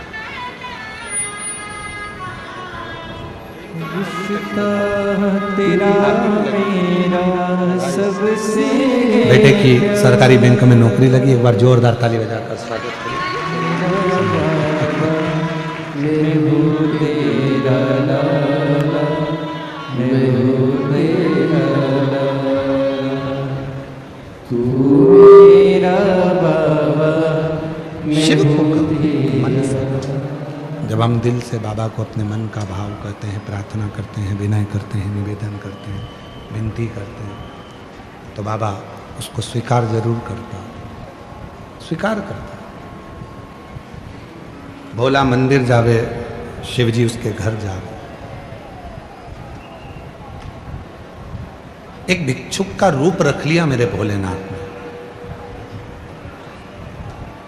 और भिक्षुक का रूप रखकर मेरे भोले बाबा भोला के घर पर पहुंच गए। जिस थाली में भोजन लेकर आई थी बहन, उसी थाली को ऐसा कर दिया मेरे भोलेनाथ ने कि वो थाली खाली ही नहीं होती है और भंडार भरती चली जाती है। शिव उदार है। चंद्रदेव उसको समझ नहीं पाए थे।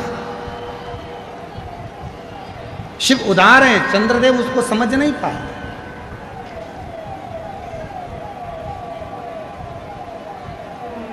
और केवल चंद्रदेव ने भगवान शिव का अपमान नहीं करा, शिव जी का अपमान करा चंद्रदेव ने, तो शिव ने स्वीकार कर लिया, कोई बात नहीं, अपमान हुआ है, कोई बात नहीं, कोई बात नहीं।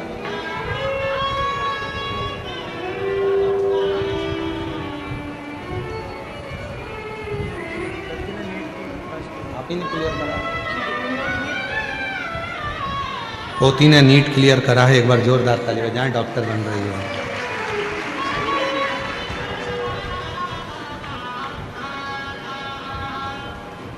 चंद्रदेव शिवजी का अपमान करे भरी सभा में, तो भगवान शंकर ने फिर भी स्वीकार किया, कोई बात नहीं है, अपमान किया है, कोई दिक्कत नहीं है, हो गया। पर एक समय ऐसा आया,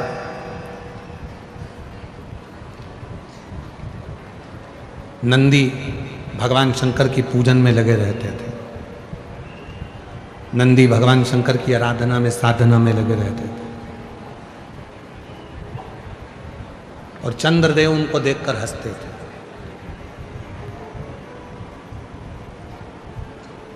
जिस पर दुनिया हंसी है, उसी ने कमर कसी है,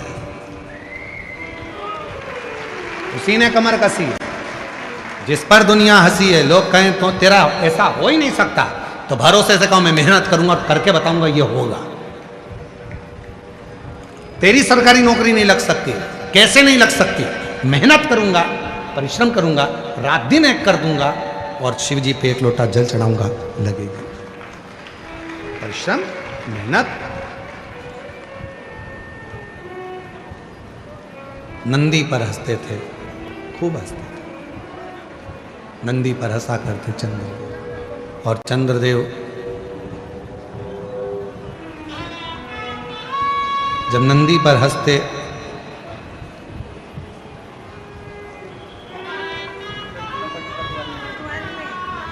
बेटी पटवारी बनी है, एक बार जोरदार ताली बजाकर स्वागत करिए। एक बेटी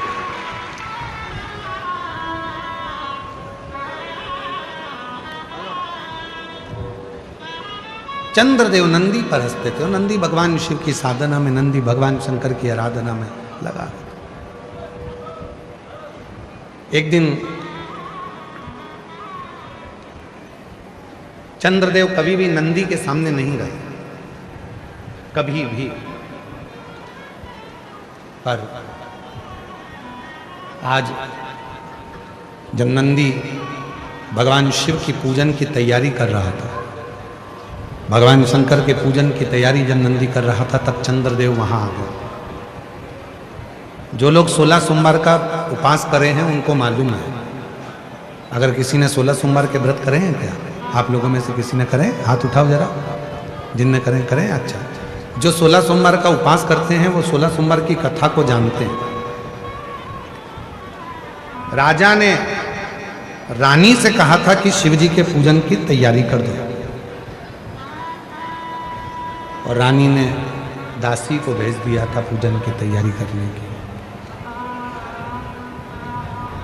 रानी को दर बतर जगह जगह रानी को ठोकर खाना पड़ी थी। शिव महापुराण की कथा कहती है, भगवान शंकर का चरित्र कहता है। इसीलिए पशुपति व्रत करने वाले जितने भी होते हैं, जो पशुपतिनाथ का व्रत करते हैं, उनसे हम हमेशा एक बात कहते हैं, व्रत आप कर रहे हो तो प्रसाद आप बने। भले थोड़ा सा आटा सेक लो, घी डालकर उसमें पानी डालकर शक्कर डालकर सीरा बना लो, रवा का सीरा बना लो, खीर बना लो, कुछ नहीं तो मीठा पुआ बना लो, कुछ नहीं तो मीठा भजिया बना लो, कुछ नहीं तो मीठा गुलगुला बना लो, कुछ नहीं तो मीठा पुआ बना लो, कुछ नहीं पूरण पोली बना लो। पर अपने हाथ से जो पशुपति व्रत करने वाली माताएं होती हैं, बेटियां होती हैं, बेटे होते हैं, शिव पुराण कहती है जब आप पशुपतिनाथ का व्रत करें तो अपने हाथों से भगवान का भोजन तैयार करें, अपने हाथ।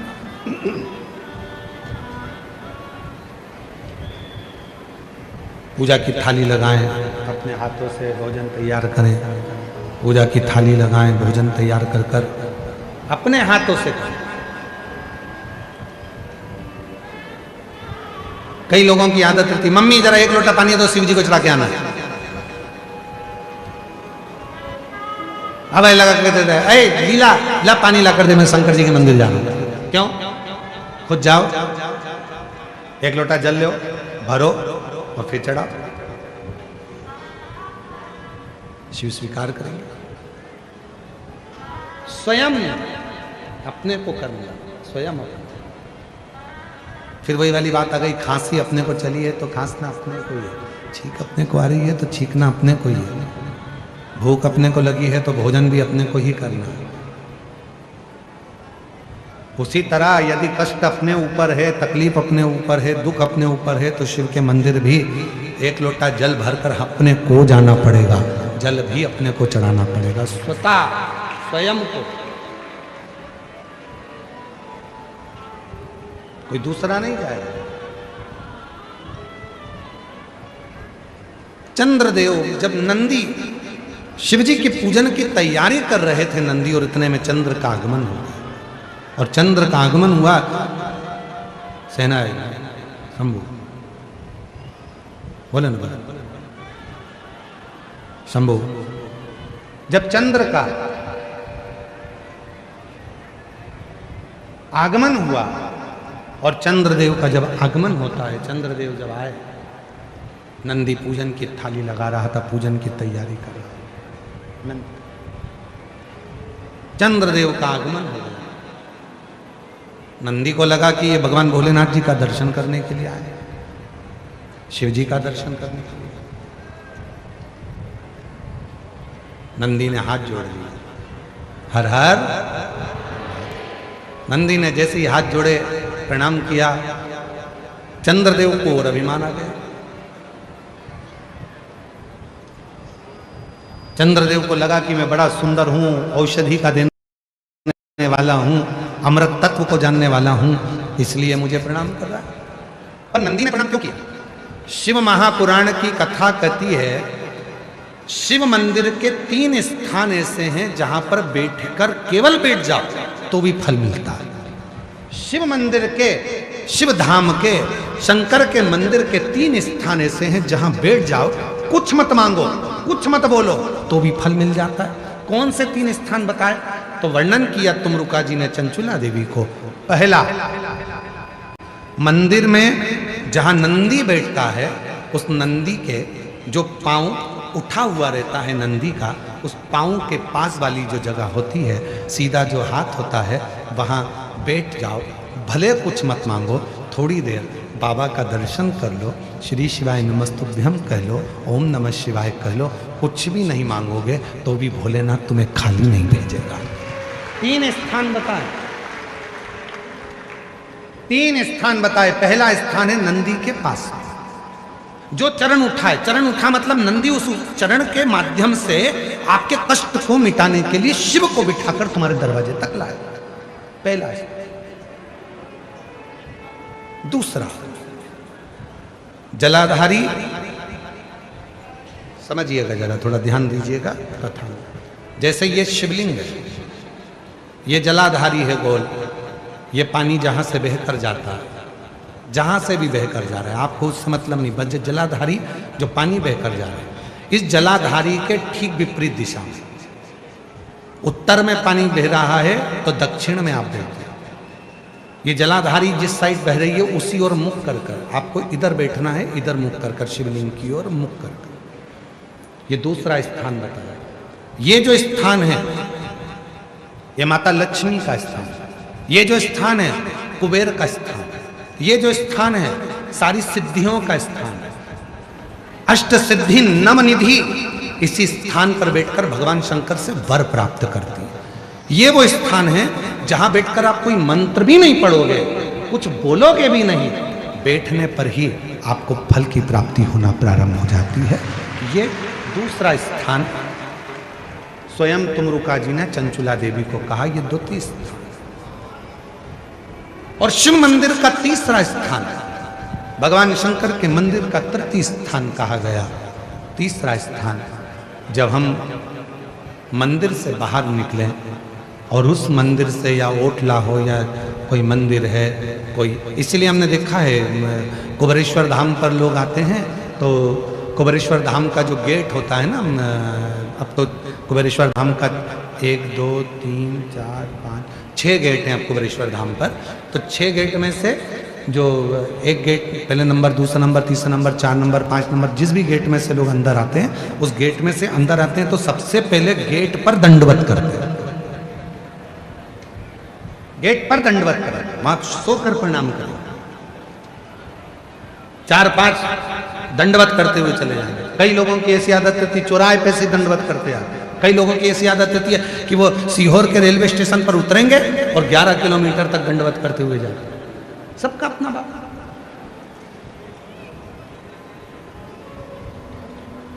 और हम आप लोगों को सुनकर खुशी होगी कि कुबेरेश्वर धाम के प्रांगण में, कुबेरेश्वर धाम के प्रांगण में 4 नंबर और 5 नंबर गेट से आप कुबेरेश्वर धाम के मंदिर के अंदर ही अपनी गाड़ी खड़ी कर सकते हैं निःशुल्क। पार्किंग का कोई पैसा आपको देना नहीं, मंदिर के अंदर ही गाड़ी जाती है।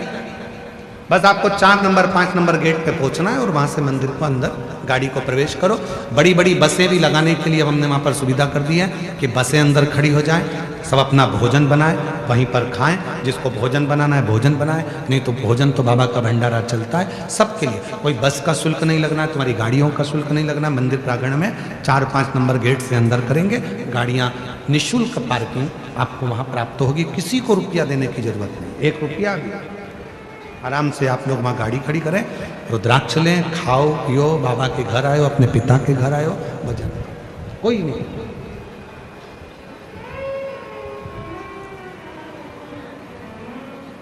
शिव तत्व तो हमने देखा है कि कई लोग दरवाजे से दंडवत करते हैं। तीसरा स्थान तुमरुका जी चंचुला देवी को बता रहे हैं कि तीसरा स्थान ऐसा है भगवान शंकर के मंदिर का द्वार।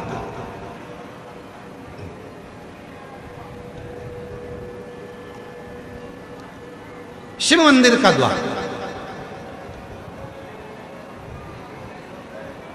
और जो भगवान शंकर के मंदिर के द्वार के बाहर, द्वार से जैसे दरवाजा, दरवाजे से थोड़ा सा बाहर निकलकर यदि आप शिव मंदिर की ओर मुख कर कर आप 2 क्षण के लिए भी बैठते हैं, कोई मंत्र नहीं बोलते, कोई साधना नहीं करते, कोई व्रत नहीं करते, तो भी शिव आपको उसका फल देता जरूर है।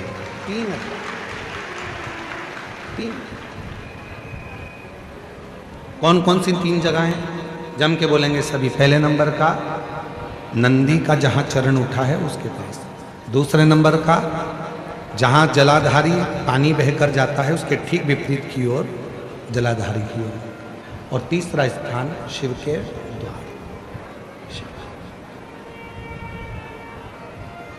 फल देता जैसे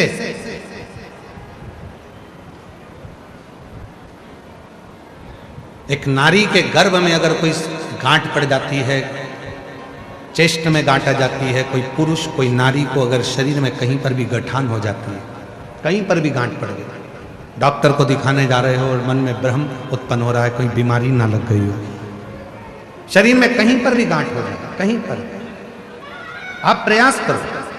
शिव मंदिर के जब पूर्णिमा का दिन हो, प्रदोष का दिन हो, सोमवार की अष्टमी का दिन हो, सोमवार का दिन हो, चंद्रमा की रोशनी जब शिखर पर पड़ रही है और उस शिखर की छाया जहां पड़ रही है उसी जगह पर बैठकर एक बेलपत्र शिव पर चढ़ी हुई चबा चबा कर रात्रि के समय उसको खाना प्रारंभ कर दो। 3 या 4 प्रदोष, 3 या 4 सोमवार, 3 या 4 पूर्णिमा आप करोगे, शरीर की गांठ धीरे धीरे गलना प्रारंभ हो जाएगी और शरीर में गांठ नहीं दिखेगी, वो रोशनी। और इसका प्रताप यहां वर्णन किया गया है। देखिए शिव महापुराण की कथा में स्वयं नंदी जब भगवान शंकर के पूजन की तैयारी कर रहे थे और चंद्रदेव का आगमन हुआ, चंद्र को प्रणाम किया, चंद्रदेव के अंदर अभिमान आ गया कि मुझे प्रणाम कर रहा है, नमन कर रहा है। किसी किसी को लगता है प्रणाम करो तो उसको लगता है कि मुझे प्रणाम करना है, मुझे जगह दी गई है, मुझे स्थान दिया गया है। ना, प्रणाम किया बड़े के नाते, सम्मान के नाते। चंद्रदेव ने पूजा की थाली को देखा और देखकर पूजा की थाली को चंद्रदेव ध्यान नहीं दिए और चंद्रदेव नंदी को कुछ अपशब्द कहने लगे। अपशब्द कहते हैं तो नंदी का दिल रोता है भीतर से। शिव भक्त का हृदय यदि रोता है तो उसका दंड व्यक्ति को भोगना ही पड़ता है। अब चंद्रदेव नंदी को अपशब्द कहकर चले गए, पूजा की थाली को लांग कर चले गए। अब चंद्र की स्थिति जो गई, चंद्रदेव अपने ससुराल में गए और दक्ष प्रजापति ने चंद्र को काया का रोग दे दिया। काया का रोग, शरीर में एक ऐसा रोग लग गया काया का कि वो छूटता नहीं, छूटता।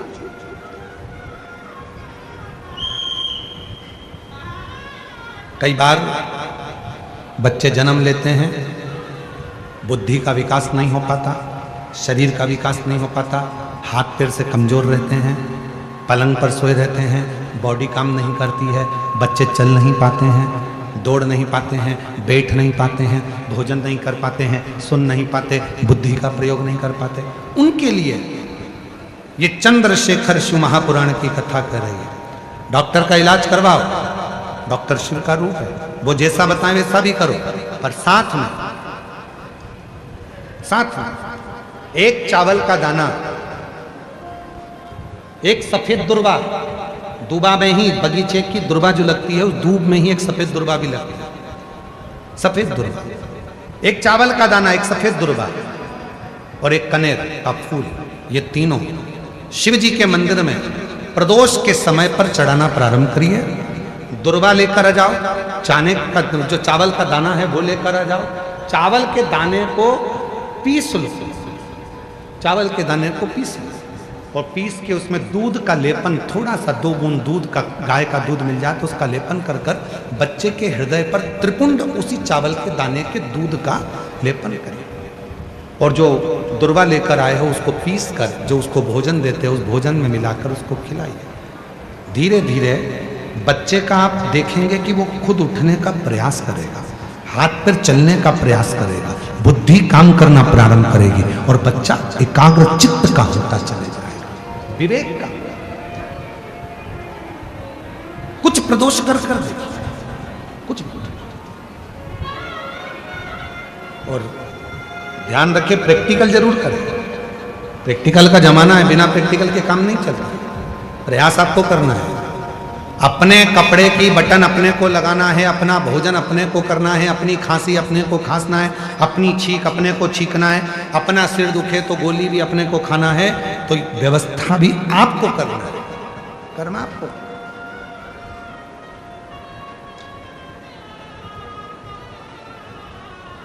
शिव भक्त का तो केवल उतना काम है कि आपके सम्मुख में आकर शिव की चर्चा का स्मरण, शिव चर्चा,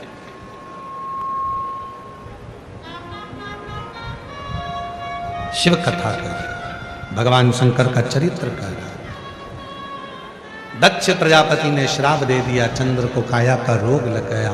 काया का रोग छूटे कैसे, किसके पास जाएं? देव ऋषि नारद ने कहा तुमने नंदी का अपमान किया।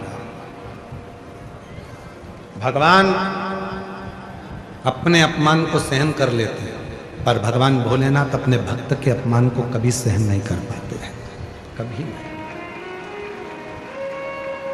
शिव अपना अपमान सहन कर लेंगे, पर भगवान भोलेनाथ अपने भक्त का अपमान सहन नहीं कर पाते। इसलिए आपको शिव महापुराण की कथा में बार बार कहते हैं, भगवान शंकर की कथा नहीं सुनना मत सुनो, पर शंकर की कथा की निंदा मत करो।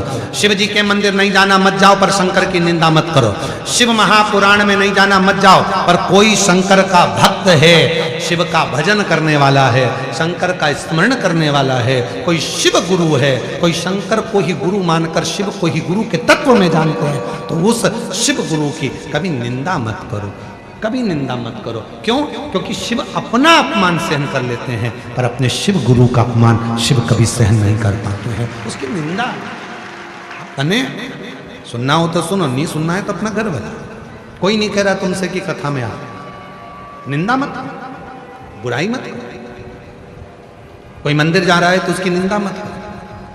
कई लोगों की आदत रहती है, कोई माताएं जल लेकर मंदिर जाती हैं तो उस पर ताना कस देते हैं। क्यों कसना? एक दिन जिंदगी का ऐसा आएगा कि तुम पर ताना कसा जाएगा। किसी को अपशब्द मत करो। एक उंगली जब हम किसी पर उठाते हैं तो ये 3 उंगली अपनी ओर जाती है कि तू अपने अंदर झांक कर देख कि तू कैसा। क्यों अपमान कर, क्यों अपशब्द कर?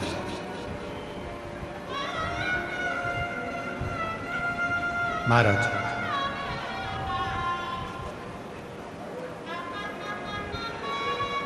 पूरी मनुष्य देह में, पूरे मानव के शरीर में केवल हमारे शब्द, हमारी वाणी 24 घंटे यात्रा करती है। मानव के शरीर में केवल हमारा शब्द, हमारी वाणी ऐसी है जो 24 घंटे यात्रा करती है। शब्द, इसलिए कहते हैं वाणी ऐसी बोलिए जो मन का आपा खोए। 4 ताले में बंद हो जाओ और 4 ताले में बंद होकर भी तुम कुछ बोलोगे तो तुम्हारे शब्द बाहर निकलकर आ ही जाएंगे और लोगों के कानों तक पहुंच जाएंगे। पति पत्नी अपने कमरे में बैठकर भी बात करेंगे तो वो बात अपनी बहू तक पहुंच ही जाएगी, बेटे तक पहुंच ही जाएगी। बहू बेटा अपने कमरे में बैठकर बात करेंगे तो वो बात सास तक पहुंच जाएगी। कोई नहीं है, कमरे की आवाज भी बाहर नहीं जाती है, कोई नहीं सुनता, फिर भी वो शब्द चलते हैं। हमारे मुख से निकले हुए शब्द यात्रा करते हैं। कथा हम यहाँ बाँच रहे हैं भूसावल में, पर यह कथा जिसने नहीं भी सुनी होगी तो भी एक ना एक दिन ये शब्द चलकर किसी के भी माध्यम से पहुँचेंगे, लोगों के कान तक पहुँच ही जाते हैं। शब्द चलते हैं, शब्द यात्रा करते हैं, वाणी यात्रा करती है, शब्द चलते हैं और ये वो यात्रा करते हैं। शब्द यात्रा, वाणी यात्रा करती है। इसलिए निवेदन है, सास से भी निवेदन है, बहू के लिए कोई भी शब्द बोलो वो बहू तक पहुंचेगा एक ना एक दिन। बहू से निवेदन है, तुम सास के लिए कितना भी मायके में जाकर बोल दो, अपनी मम्मी के सामने जाकर बोल दो, फिर भी वो शब्द एक ना एक दिन तेरी सास के सामने जरूर आएगा। वो शब्द घूमता है, आता है और तुम्हारे सामने पहुंचता है। तो क्यों बोले हम आड़ा टेढ़ा, क्यों बोले हम अपशब्द? अरे मत बुरे कर्म कर बंदे वरना पछताएगा, भगवान की आंखों से तू बच नहीं पाएगा, तू बच नहीं पाएगा। अरे ओ अज्ञानी मत कर नादानी। शब्दों को छोड़ने से पहले विचार करें।